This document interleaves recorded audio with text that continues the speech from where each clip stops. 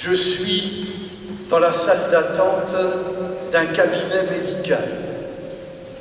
Et en attendant mon tour, mon regard est accroché par un cadre sur le mur en face de moi. Et dans ce cadre, une photo et une légende. La photo représente une scène de sauvetage. Une personne est étendue par terre, manifestement inconsciente. Et au-dessus d'elle, penché, un secouriste tente de la ranimer en pratiquant le bouche à bouche. Au-dessous de la photo, une légende impérative. Apprenez le geste qui sauve. Apprenez le geste qui sauve.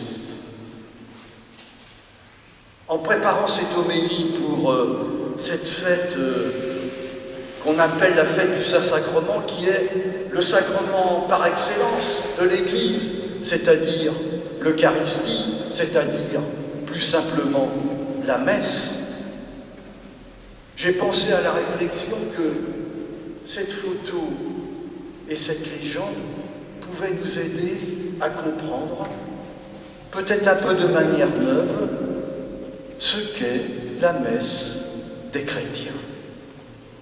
Apprenez le geste qui sauve. La messe, c'est un geste.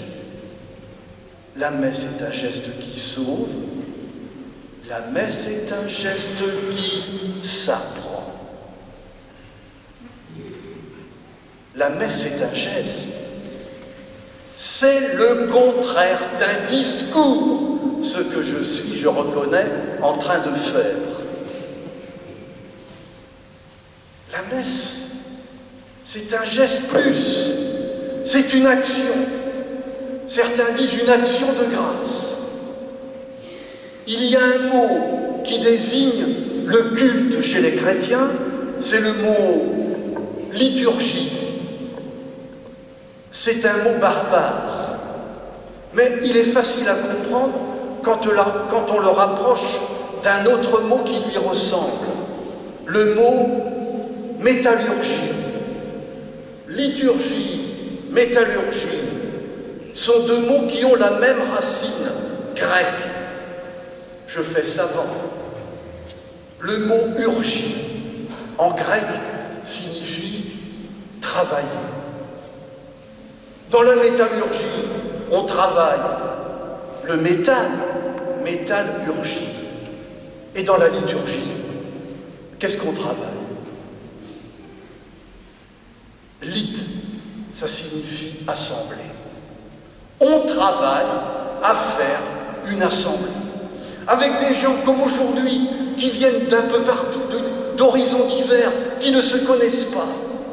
Il nous faut travailler à faire que nous devenions peu à peu les membres d'un même corps, et même le corps du Christ.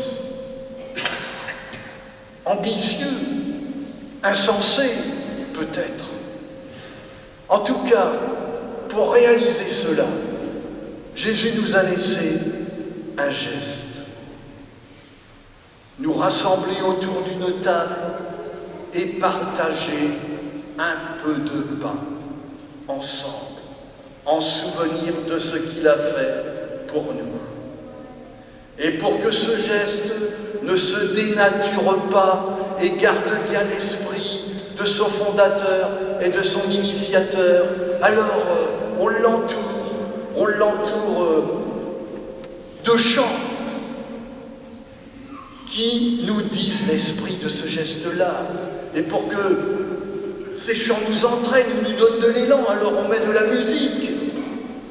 Et puis aussi, on prend le temps et le soin d'écouter une parole de Jésus, ce que nous avons fait. La messe, c'est un geste. Le contraire d'un blabla pieux. C'est un travail. La messe est un geste qui sauve. J'avoue que dans ce domaine-là, je suis un peu embarrassé pour vous expliquer une chose pareille. Parce que la première fois que Jésus a fait ce geste-là du partage du pain, ça a été une catastrophe. Juste après que Jésus ait partagé le pain, la veille de sa mort, la dernière scène, il y en a un dans le groupe qui s'est levé, qui a quitté la pièce et qui est allé dénoncer son maître à la police, Judas. Et puis aussitôt après, le groupe des disciples de Jésus a explosé. Chacun est parti, une vraie débandade. Le contraire de faire corps. Le contraire. Pour comprendre la portée du geste de Jésus, du partage du pain, il faut du temps.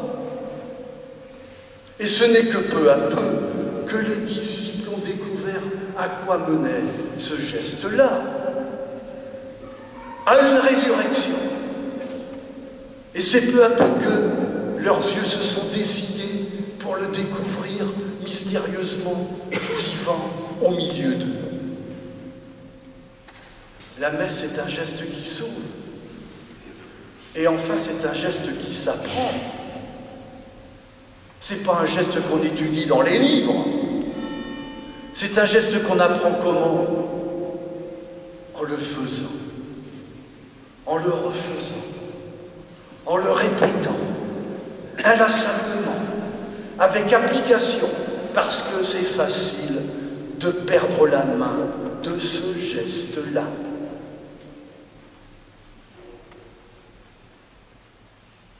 Apprenez le geste qui sauve. La messe est un geste qui sauve, un geste qui s'apprend et qui peu à peu veut faire de nous les membres d'un corps, pas seulement entre nous, mais même avec ceux qui sont partis. Et je sais qu'au milieu de nous, certains ont dans le cœur ces personnes-là. Le geste du partage du pain de Jésus est capable de résister à la mort. Ça ne veut pas dire qu'il nous l'évite.